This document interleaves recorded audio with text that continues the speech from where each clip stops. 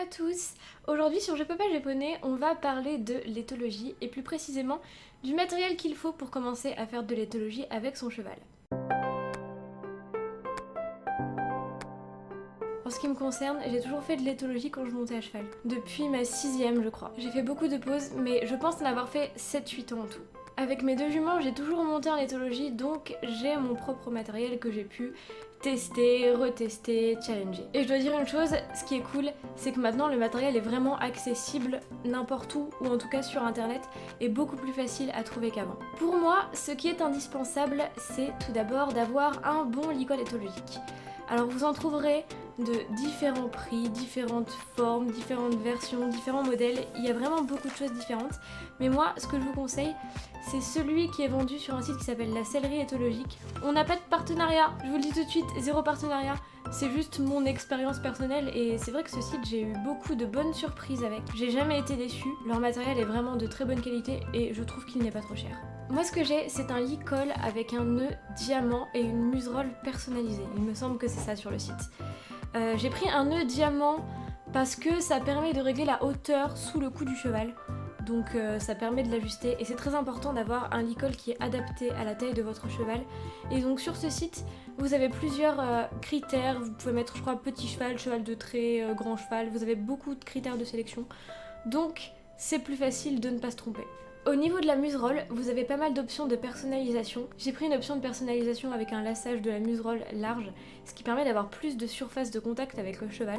Et comme je vous en parlerai plus tard, j'ai un mousqueton en dessous qui est assez lourd, donc je préfère que le poids soit bien réparti et que ça ne scie pas le chanfrein de mon cheval. Ce ne sont pas que des options esthétiques, le chanfrein c'est vraiment le point de contact et donc c'est important que ce soit confortable pour votre équidé. Il me semble même qu'ils ont des licols sur mesure disponibles, donc n'hésitez pas à aller faire un tour, je vous mets le lien dans la description. Qui dit licol dit longe, parce qu'il faut quand même quelque chose auquel s'accrocher. Nous avons donc une longe avec un gros mousqueton de sécurité.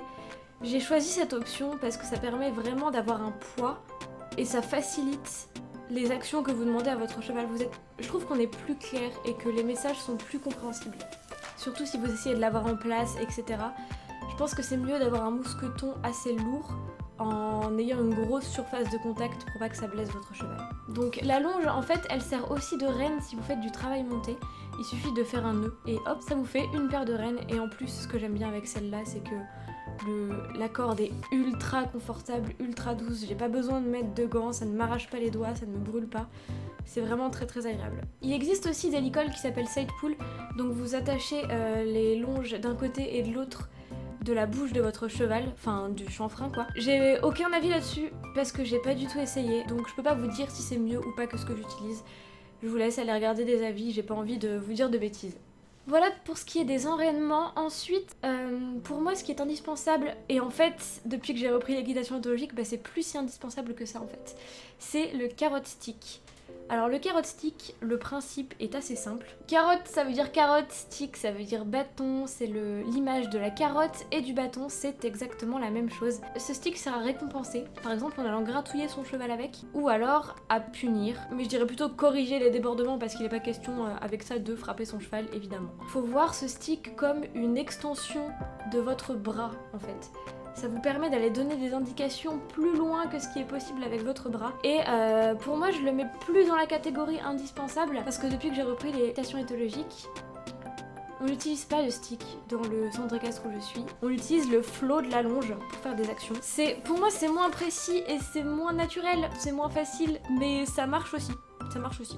Alors un carrot stick ça existe en plusieurs tailles, surtout prenez la taille qui est adaptée à vous. Si vous vous retrouvez avec un stick trop grand, vous allez plus savoir quoi en faire, ça va être compliqué de le manier. Le mien je l'ai acheté il y a plus de 10 ans au salon du cheval sur le stand de la Sens. Malheureusement il y en a plus, mais je vous conseille de soit aller au salon du cheval en acheter, ou alors il y en a pas mal de sites qui les vendent aux alentours de entre 20 et 40 euros, il me semble. Voilà, c'est tout pour le stick, je vous mets le lien en description.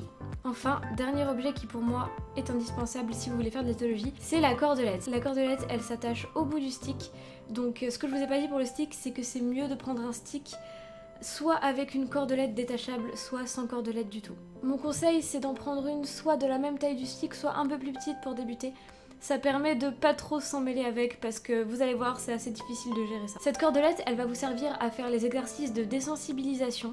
Et ensuite, quand vous serez plus à l'aise, et si vous avez de la chance, peut-être que vous pourrez monter votre cheval avec simplement la cordelette autour du cou. Voilà, c'est tout pour ce petit tour du matériel indispensable pour faire de l'éthologie. J'espère que ça vous a plu. N'hésitez pas si vous avez des questions en commentaire, je serai ravie d'y répondre. Et je vous dis à très vite sur le papa japonais.